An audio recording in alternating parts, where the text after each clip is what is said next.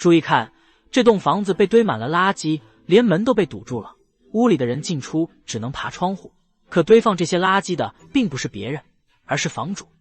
房主是位75岁的大爷，每天他都要带很多垃圾回家，眼看房子就要被垃圾给埋了，大爷还是乐此不疲。节目组想进行采访，可他根本不想和人交谈。经过不懈的沟通，节目组终于得到了大爷的同意。工作人员艰难地从门缝钻了进去，只见屋子里堆着满满的垃圾，根本没有落脚之处。工作人员努力穿过层层垃圾，好不容易爬到了2楼，刚到窗口，一股恶臭扑面来，差点把工作人员昨天的晚饭都吐出来。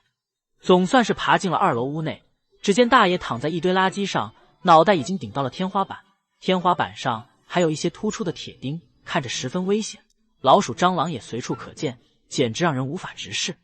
大爷家一共住着3口人，大妈正在厕所洗衣服，脏水直接就倒在了地上，工作人员陪大妈去晾衣服，感觉稍有不慎就会从2楼摔下去。他们还有一个儿子，精神不正常，常年待在家中，一家人吃喝拉撒都在垃圾堆里，真不知道他们是怎么生活下去的。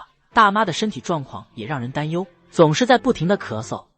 在节目组的劝说下，大爷同意了去医院检查。经过检查发现，由于每天吸入过多的细菌病毒，大妈的心脏出现了严重问题，必须立刻进行手术。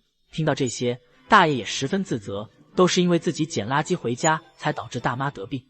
于是节目组决定帮助大爷收拾房屋，先把大爷的儿子送去了医院，然后节目组请来了200多名清洁工，并动用了挖掘机，历经12个小时，从房子里清理出了150吨垃圾。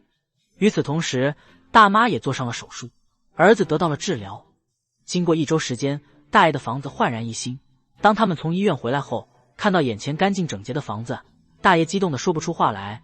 他说自己从来没住过这么干净的房子，而且他保证以后再也不往家里带垃圾了。我们也希望他们能在干净的房子里过上幸福的生活。关注力哥，带你看更多奇闻异事，我们下期再见。